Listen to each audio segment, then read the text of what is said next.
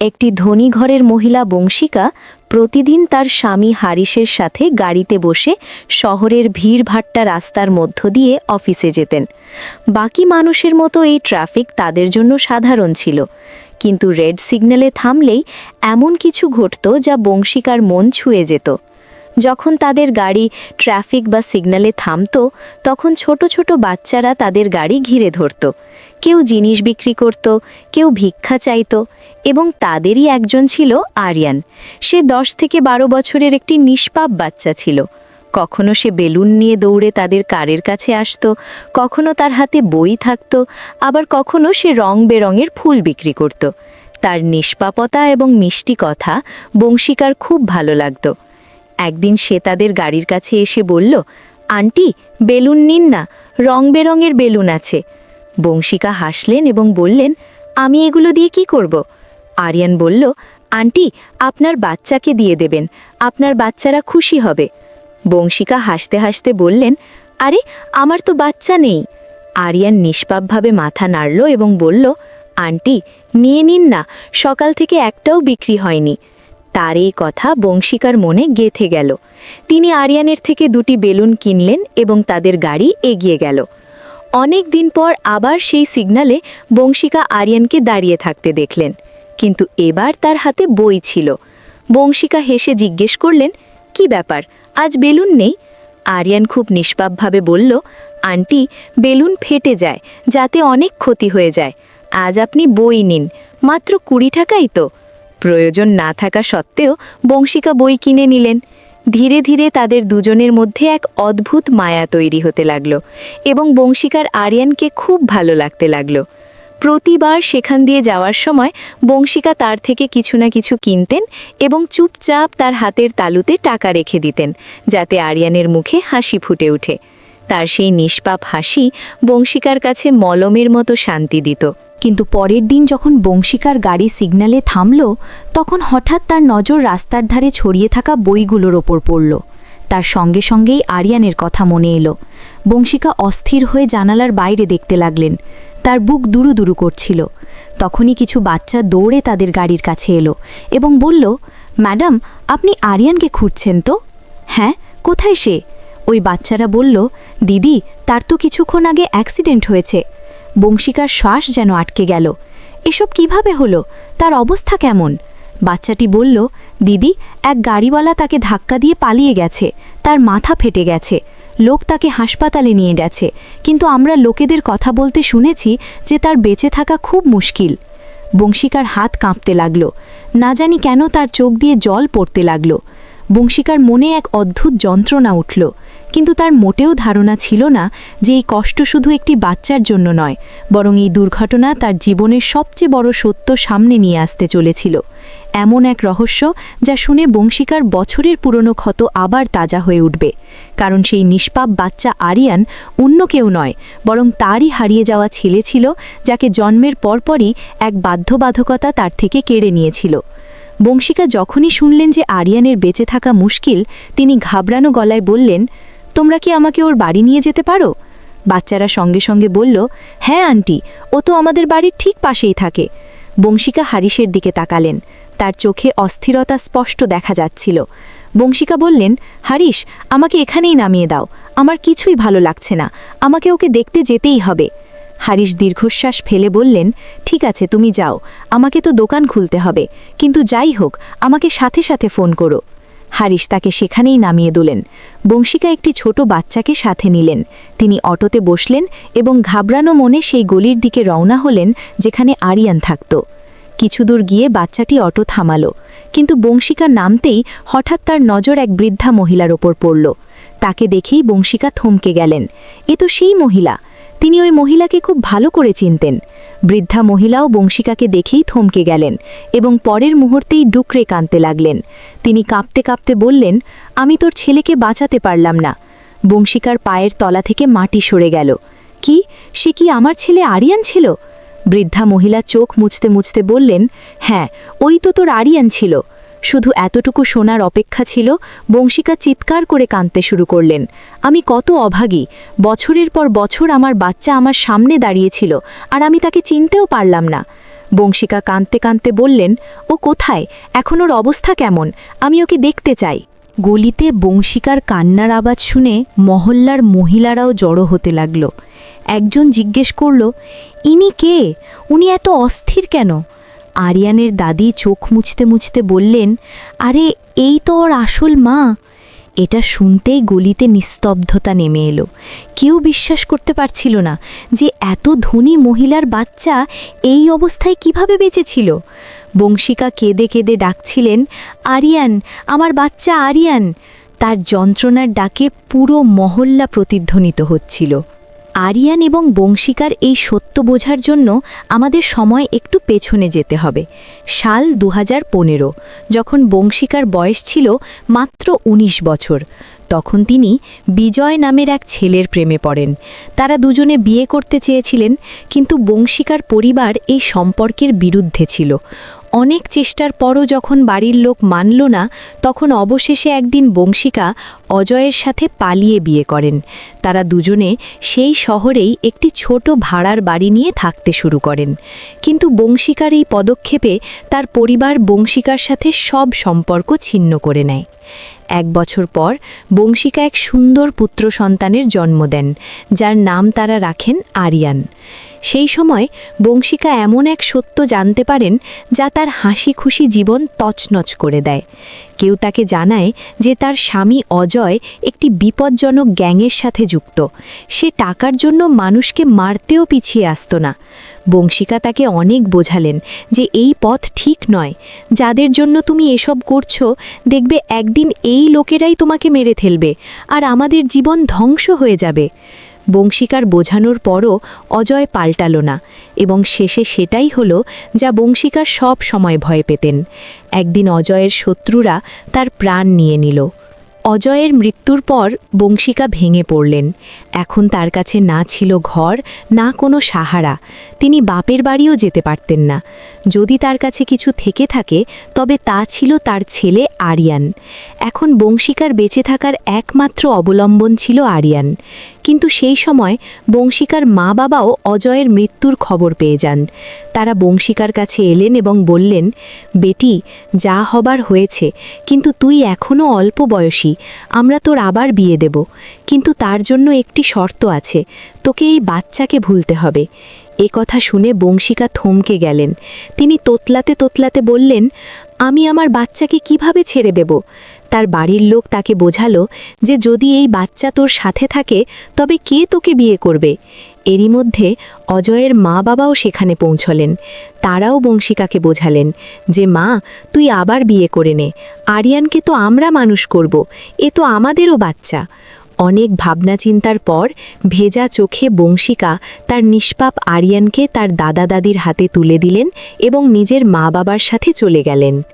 বংশিকার মা বাবা তাদের মেয়ের অতীত ভোলানোর জন্য হারিশ নামের এক ছেলের সাথে তার বিয়ে ঠিক করে দিলেন। ছেলেটি ভালো এবং সংস্কারী ছিল, তাই কিছু দেখাশোনা ও কথাবার্তার পর পরিবার হারিশ ও বংশিকার বিয়ে ঠিক করে দিল। কিন্তু এই সম্পর্কের ভিত ছিল একটি বড় সত্য লুকিয়ে রাখা। হারিশের কাছ থেকে বংশিকার অতীত গোপন রাখা হয়েছিল। তাকে জানানো হয়েছিল যে বংশিকা অবিবাহিত। কিছুদিন পর ধুমধাম করে তাদের বিয়ে হয়ে গেল। বিয়ের পর বংশিকা মুম্বাই চলে এলেন। হারিশ মুম্বাইতেই থাকতেন। বংশিকার সৌন্দর্য ও তার ভদ্রতায় তিনি এত প্রভাবিত হয়েছিলেন যে বিয়ের পর তিনি সবার কাছে এটাই বলতেন, আমি পৃথিবীর সবচেয়ে ভালো মেয়েকে বিয়ে করেছি। হিল রোড মার্কেটে হারিশের মোবাইলের বড় দোকান ছিল, যা চালানোর জন্য কর্মচারী রাখা ছিল। তার কাজ এত ভালো চলত যে ঘরে কখনো টাকার অভাব বোধ হতো না। ধীরে ধীরে বংশিকাও দোকানে তাকে সাহায্য করতে শুরু করেন। তারা দুজনে সাথে কাজ করতেন, একসাথে বসে চা খেতেন। বংশিকা হারিশের সাথে হাসি খুশি জীবন কাটাচ্ছিলেন। কিন্তু ভাগ্যের খেলা দেখুন, যখন বংশিকার দুনিয়া গুছিয়ে উঠেছিল, তখনই হঠাৎ তার ছেড়ে আসা বাচ্চা আরিয়ানের জীবনে আবার তুফান এলো। সেই দিনগুলোতে আরিয়ানের দাদার হঠাৎ মৃত্যু হলো। তিনি যেতেই ঘরের অবস্থা খারাপ হতে লাগল। আরিয়ানের চাচি রোজ ঝগড়া করতে লাগলেন এবং খোঁটা দিতে লাগলেন যে এই বাচ্চার মা তো একে ছেড়ে পালিয়েছে, এখন আমরা কেন পালন করব? একে এতিমখানায় দিয়ে দাও, কিছুটা বোঝা কমবে। কিন্তু আরিয়ানের দাদি পাহাড়ের মতো অটল ছিলেন। তিনি বলতেন, এ তো আমার অজয়, এ আমার ছেলের শেষ স্মৃতি, আমি একে কোথাও যেতে দেব না। আরিয়ানকে নিয়ে রোজ রোজ ঝগড়া হতে লাগলো। একদিন আরিয়ানের বড় ফুফু সেখানে এলেন। তিনি দেখলেন পরিবারের সব জায়গায় শুধু অশান্তি। ফুফু দাদিকে বললেন, মা, যদি ঘরে এত ঝগড়া হয় তবে আপনি আরিয়ানকে আমাকে দিয়ে দিন। আমার 2 ছেলে আছে, আমি একেও নিজের সাথে মুম্বাই নিয়ে যাব। দাদি সঙ্গে সঙ্গে না বলে দিলেন এবং বললেন, না, আমি কাউকে বিশ্বাস করতে পারি না। যতক্ষণ আমি বেঁচে আছি এ আমার সাথেই থাকবে। ফুফু বোঝালেন যে, ঠিক আছে মা, আপনিও আমার সাথে চলুন। এইভাবে আরিয়ান তার দাদির সাথে মুম্বাই চলে এলো। সময় বয়ে গেল। আরিয়ান এখন 10 বছরের হয়ে গিয়েছিল। সে একটু দুষ্টু হয়ে গিয়েছিল এবং পৃথিবীকে নিজের ঢঙে বোঝার চেষ্টা করছিল। একদিন সে দেখল তার বয়সের বাচ্চারা রোজ টাকা নিয়ে বাড়ি ফেরে। আরিয়ান তাদের জিজ্ঞেস করল, তোমরা টাকা কোথা থেকে পাও? বাচ্চারা হাসতে হাসতে বলল, আমরা মুম্বাইয়ের রাস্তায় রেড সিগন্যালে দাঁড়িয়ে থাকা গাড়িগুলোর কাছে যাই এবং লোকেদের কাছে চেয়ে নিই। আরিয়ানের মনেও টাকা উপার্জনের ইচ্ছা জাগল। সে বলল, কাল আমিও তোমাদের সাথে যাব। কিন্তু তার দাদি তাকে কড়াভাবে বারণ করলেন যে, বাবা, ভিক্ষা করা খুব খারাপ কাজ। আরিয়ান দুষ্টু হাসির সাথে বলল, দাদি, আমি কি ভিক্ষা করব নাকি? আমি তো বেলুন বিক্রি করব। দাদি চেয়েও তাকে আটকাতে পারলেন না। আর এইভাবে আরিয়ান কিছু বেলুন কিনল এবং রেড সিগন্যালে বিক্রি করতে যেতে লাগল। কখনো ফুল, কখনো বেলুন, কখনো বই। যা তার সঠিক মনে হতো সে সেটাই বিক্রি করত।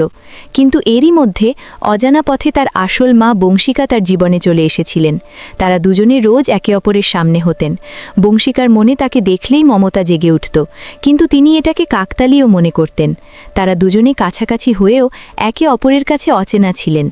বংশিকা মনে মনে নিজের ছেলেকে প্রতিদিন মনে করতেন, কিন্তু তার মা বাবা তাকে কড়াভাবে বারণ করেছিলেন যে কখনো ভুল করেও আরিয়ানের নাম নিবি না, কারণ যদি কেউ জানতে পারে তবে তোর জীবন নষ্ট হয়ে যাবে।